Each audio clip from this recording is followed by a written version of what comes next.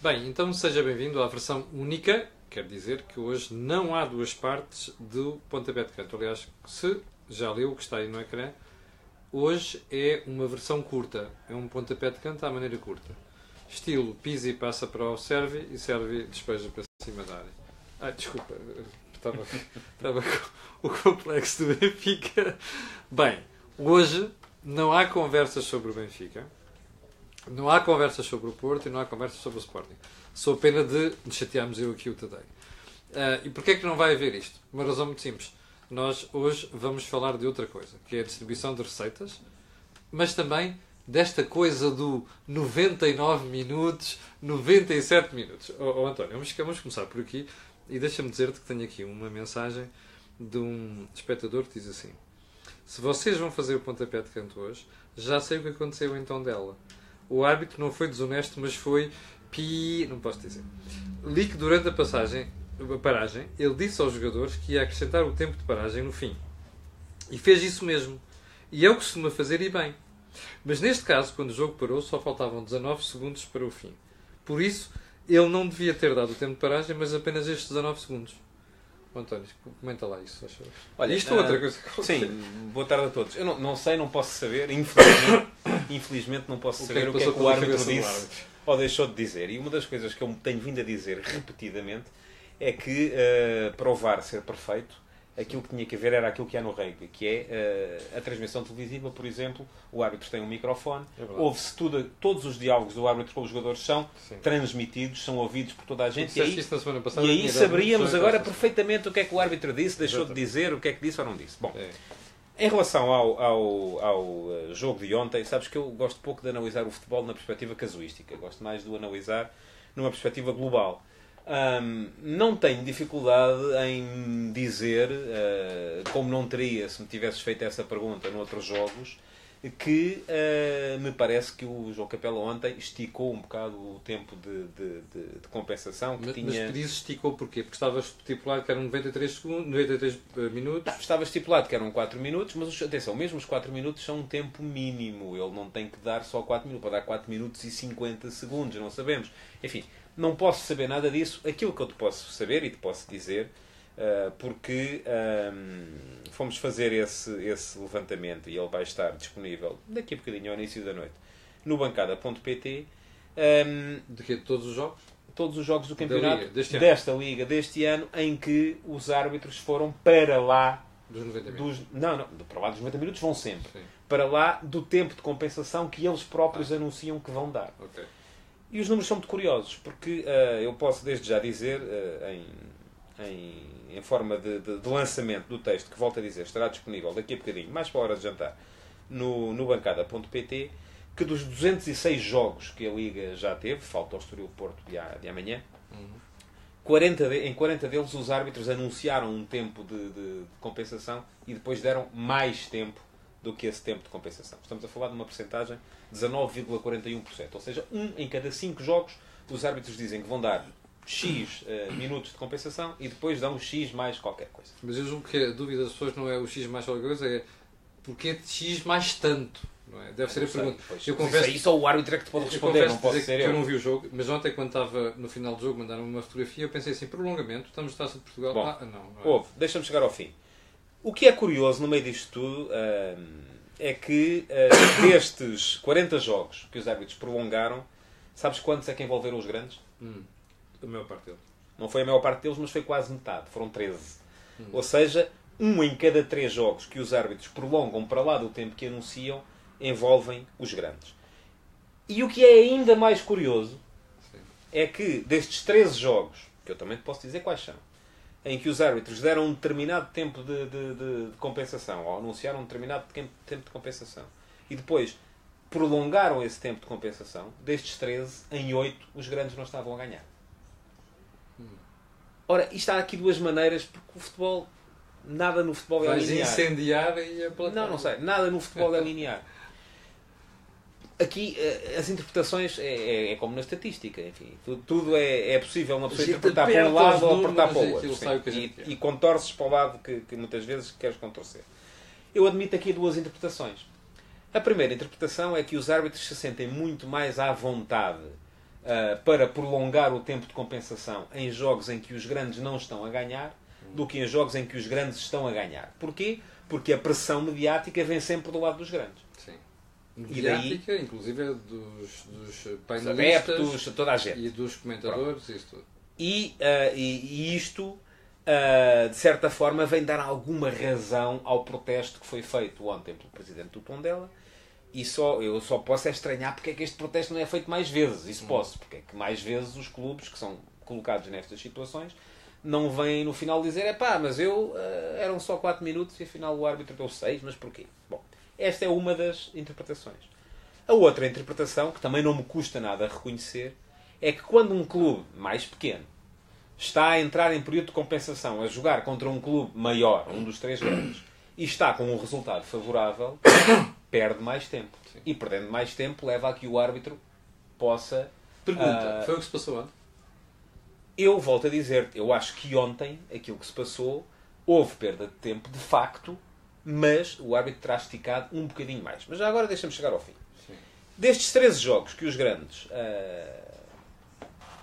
em que os grandes estiveram viram o árbitro prolongar o seu tempo de jogo ou o período de desconto determinado previamente, já te disse que em 8 eles não estavam a ganhar. E vou-te dizer quais eram os 8. Foram 6 jogos. Foram 3 jogos do Sporting. Moreirense Sporting, que estava 1-1 e ficou 1-1. Feirense Sporting, que estava 2-2 e ficou 3-2 para o Sporting. E Tondela Sporting, que estava 1-1 e ficou 2-1 para o Sporting. Foram 3 jogos do Benfica. Belenenses-Benfica, que estava 1-0 para o Belenenses e ficou 1-1. Marítimo-Benfica, que estava 1-1 e ficou 1-1. E Rio Ave-Benfica, que estava 1-1 e ficou 1-1. E, por fim, 2 jogos do Futebol Clube do Porto. O Moreirense-Porto, que estava 0-0 e ficou 0-0, apesar de ter havido aquele golo anulado ao Barris já no período de compensação. E o Aves-Porto, que também estava empatado e empatado ficou. Portanto, aquilo que me parece... E tiras alguma conclusão destes 3? O Porto, o Benfica e o Sporting? A conclusão que eu tiro é que não foram assim tantos os jogos em que os grandes não chegaram ao fim. Mas eu acho que daquela alguém estava a dizer assim: mas houve ali um caso em que se beneficiou, que houve 3 vitórias, os outros houve 2 e outros não houve nenhum. Mas isso aí já não tem a ver com o árbitro. Aí a questão já não tem a ver com o árbitro. Nestes jogos todos, o Sporting melhorou 2 resultados, o Benfica melhorou 1, o Fogo do Porto não melhorou nenhum. Sim. Qual é que é a conclusão a que eu chego? A conclusão a que eu chego é muito simples. É que há clubes que têm...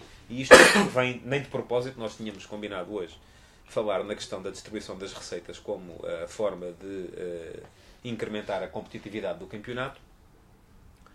E isto vem um bocadinho também puxar para o mesmo lado. Tem a ver com isto. Tem a ver com o facto de, em Portugal, haver 95% de adeptos de 3 clubes e 5% de adeptos dos outros. De Portugal ser um país onde as cidades não têm uma estrutura suficiente. Mas, António, eu vou-te ler o resto da mensagem deste espectador, porque é interessante, porque ele, além de ter dito que o árbitro tinha esquecido de desligar o cronómetro, ele diz outra coisa, que isto é que me intrigou, porque eu não tinha ideia nenhuma, porque para mim este futebol, depois estando os jogos fechados, são os jogos fechados. Ele diz que... O que é que ele diz? Se for o caso, ou seja, só faltavam 19 segundos para o fim, mas ele... não devia ter dado o tempo de paragem, mas apenas aqueles 19 segundos que faltavam. E depois diz assim: se for o caso e houver evidências de boletim de jogo, isto não deve ser considerado uma decisão errada, o que não tem consequências, mas sim um erro técnico que já pode ter consequências, ou seja, incluindo uma possibilidade de posição de jogo. Isto não faz sentido. Não, creio que não. Creio que não, nem acho que valha a pena. Nem no futebol se pode ter... Enfim... Não me parece que seja essa. Não sou de todo daqueles coca-bichinhos que andam a mergulhar os olhos em regulamentos. Mas é só para desfazer dúvidas. Noite e dia, o futebol é mais o futebol jogado, interessam-me os números, interessa-me perceber as tendências globais e neste caso, por isso mesmo, pedi a um dos nossos jornalistas para fazer esta compilação, este levantamento, e vamos apresentá-lo ainda hoje à noite, precisamente para que as pessoas percebam que há de facto alguma razão por parte dos clubes pequenos na forma como protestam este tipo de situações, mas também, por outro lado, também podemos acreditar que eles próprios quando estão a conseguir um bom resultado frente aos grandes, acabam por... E tu querias estabelecer uma relação entre isto e aquilo que é a distribuição de receitas... Claro, porque o campeonato português, vamos lá ver, as pessoas queixam-se muitas vezes de que se dá muita atenção aos... Isto está tudo ligado, muita atenção aos grandes. Temos muitos espectadores a queixarem-se nos comentários que fazem ao nosso programa, que falamos sempre dos três estarolas, como eles chamam, sempre dos três grandes, e não se fala de mais nada. E aqui a questão tem um bocado a ver com aquilo que é a nossa missão na sociedade. Quer dizer, nós não vamos reformular a sociedade portuguesa, isso é uma questão que nem temos meios para isso. Aquilo que nós fazemos muitas vezes é falar para as pessoas que nos estão a ver. Da mesma maneira que os jornais escrevem para as pessoas que à partida os compram, e eu podia agora, se não fosse muito fastidioso... Sim, enfim. Compram, ainda compram. Se não fosse muito fastidioso, poderia de repente começar aqui a dizer-vos quais são os números e nós temos isso, sim, ao detalhe, os números de leitores por cada tema que lançamos online. Porque as pessoas protestam muito e querem muito mais que se dê mais futebol. Havia um estudo antigamente, faziam-se sempre uns focus grupos nos jornais, quando eu andava nos jornais, em que sempre que as sondagens eram feitas de forma anónima, havia sempre muita gente que vinha dizer que os jornais deviam dar mais hipismo, mais ginástica rítmica, mas depois, obviamente, sempre que isso acontecia, sempre que aparecia uma coisa, ninguém pegava. Porque, de facto, são coisas para nichos, são coisas que são muito... Tu sabes disso, algumas pessoas sabem disso. Neste momento, o rugby, para mim, rivaliza com o futebol em termos de interesse. E, no entanto, os jornais portugueses não dão uma linha de rugby. Deram 2 páginas do Super Bowl americano e não deram uma linha da primeira jornada do Torneio das 5 Nações, que começou no mesmo fim de semana. E mesmo nos Jogos da Seleção é muito raro, sim. Portanto, isto não tem a ver com o meu interesse particular, nem com o teu, nem ninguém, tem a ver com o vosso interesse. E o vosso interesse tem que ser visto, não pode ser visto individualmente do A, B ou C, tem que ser em grupo. E a questão que se coloca aqui é o que é melhor, quem é que pode mudar isto? Somos nós. Nós agora, se de repente começarmos aqui a falar do Carcavelinhos e do Fósforos das equipas todas que já nem existem, essas equipas passam a ter público? Não. Quem tem que fazer alguma coisa por isso são os clubes. E o que é que eu acho que os clubes podem fazer? E eu hoje, por acaso, gostava que pudéssemos detalhar isto esmiuçar isto com mais detalhe. Não vamos ter tempo para isso, mas prometo voltar ao tema. Até porque eu ia trazer para esse tema os exemplos de algumas ligas estrangeiras, que é para você perceber. Sim. E acho que podemos perfeitamente voltar ao tema mais tarde. Aquilo que os clubes têm que perceber é que a união, neste caso, faz a força. E eu vejo muitas vezes comentários no Facebook, no Twitter, por aí fora, de pessoas a dizer isto que esses 3 precisavam. Ainda ontem o presidente do Tondela disse isto. Eles precisavam era de fazer um campeonato, os 3, e depois faziam-se um campeonato com os outros. E obviamente isso não funciona, não é? Porque os 3 grandes precisam dos outros clubes para fazerem um campeonato, pelo menos enquanto for um campeonato nacional. Quando for um campeonato europeu podem ir só eles, e se calhar nem todos lá cabem, e os outros fazem um campeonato aqui de um nível necessariamente inferior. E essa capacidade que os outros clubes têm, ou esse poder que os outros clubes têm, que é de viabilizar a competição, eles não estão a capitalizá-la. Porque aquilo que faria sentido, do meu ponto de vista, era que os clubes, se não estivessem prisioneiros de acordos que são lesivos do seu próprio interesse, acordos com os grandes, fizessem fim-capé, por exemplo, numa questão muito simples, que é a centralização dos direitos televisivos. Não há nenhuma liga de top na Europa neste momento onde os direitos televisivos não estejam centralizados. Porquê? Porque a União faz a força, conseguem-se, obviamente, deals muito melhores. E para garantir competitividade. E porque, por outro lado, isso permite à Liga fazer uma distribuição de receita que potencia a competitividade. Claro. O que é que acontece? Neste momento, os 3 grandes recebem de direitos televisivos. Há quem diga, recebem muito menos do que qualquer equipa da 2ª Divisão Inglesa. É verdade. Sim.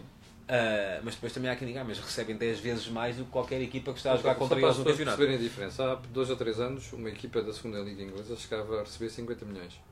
50 milhões. Por época. Agora faça a comparação com a Liga Portuguesa. Pronto.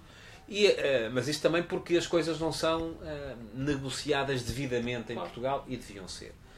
O que é que aconteceria no momento em que a Liga Portuguesa conseguisse fazer passar isto? E isto, atenção, estava no livro branco das boas práticas para as ligas europeias, haver uma centralização de direitos e distribuição mais equitativa da receita, aconteceria que passaria a haver mais equipas com capacidade para discutir, ou pelo menos teoricamente com mais capacidade para discutir. Seria acreditar que o dinheiro faz a felicidade. Não é bem assim, mas... Não é porque depois há outras questões que as pessoas que pedem isto também, ou que pedem o mesmo interesse ou o mesmo espaço dado a todos os clubes, não se esquecem delas, que é nomeadamente a estrutura da sociedade portuguesa. Mas, António, como é que Portugal não tem uma sociedade estruturada como a sociedade inglesa, por exemplo, em que há várias cidades com várias dezenas de milhares de pessoas que depois são adeptos daquele clube da cidade. E vão aos jogos. Não é? E vão aos jogos. António, mas como é que tu resolves então a divergência de interesses, que é os grandes vão dizer assim, mas eu não estou interessado em perder uma parte do bolo neste momento? Pronto, aquilo que eu acho é que no limite os grandes deveriam perceber, deviam ser capazes de ver mais longe. E de ver que estão a perder competitividade até mesmo em termos internacionais. Como se viu. Como se tem visto ultimamente. E que isso tem a ver com o facto de não estarem inseridos neste momento numa liga que seja verdadeiramente competitiva. Onde não é que os jogos não sejam... Enfim, esta semana tivemos o Benfica a ganhar com muita facilidade ao Boa Vista, o Porto a ganhar com muita facilidade ao Rio Ave.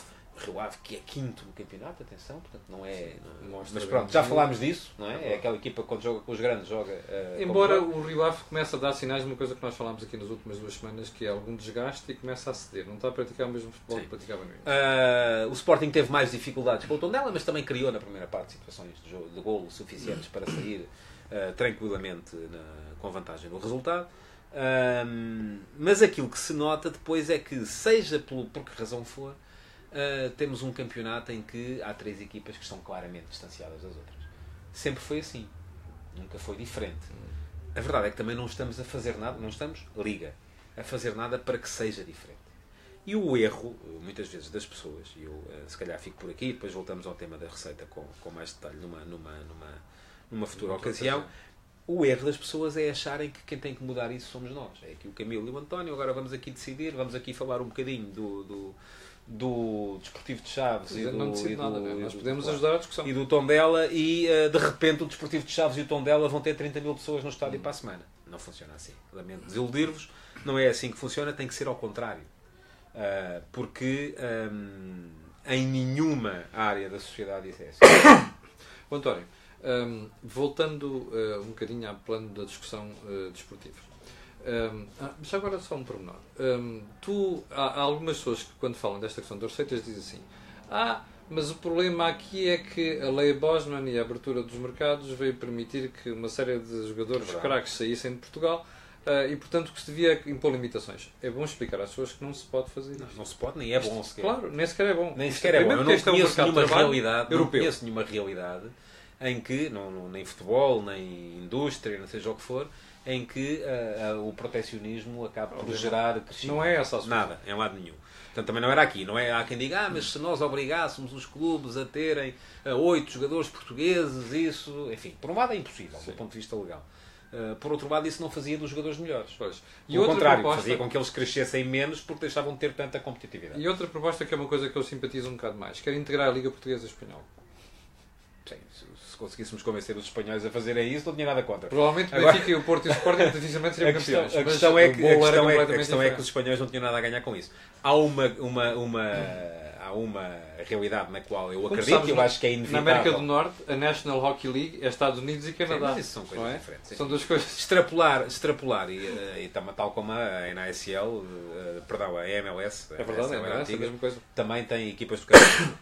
Mas isso são franchises, os jogadores não são contratados pelos clubes, são contratados pela Liga, enfim, a realidade toda é diferente, não vale sequer a pena entrarmos por aí.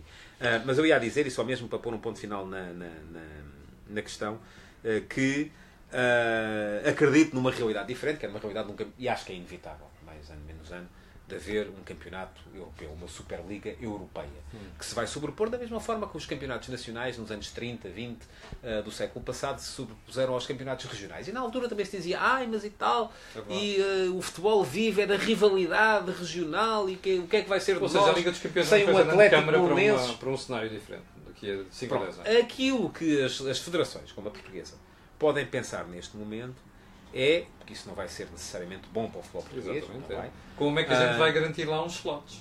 Pronto, e como é que podem interferir e dirigir este processo em vez de serem apanhados na curva e serem depois completamente surpreendidos. Isso acho que era importante começar a ser feito. Muito bem. António, só mesmo para terminar, o que é que tu achaste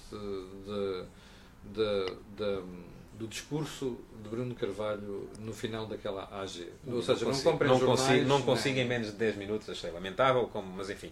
Há um texto que eu escrevi, é longo, para que percebam, porque eu não posso responder a isto agora no pouco tempo que temos ainda.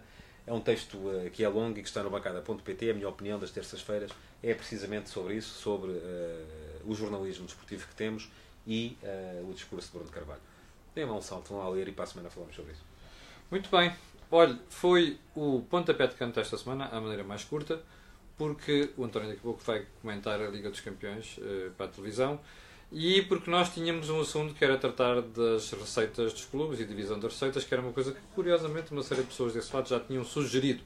Como percebeu também, nós não analisámos a jornada deste fim de semana, até porque amanhã ainda falta completar o Estoril-Porto, mas voltaremos na terça-feira da próxima semana, já com 2 partes, para analisar toda a jornada. Fique bem, fique por aí, não se esqueça de pôr um gosto e fazer partilha nas redes sociais. Eu volto amanhã, minha parte, às 8 da manhã.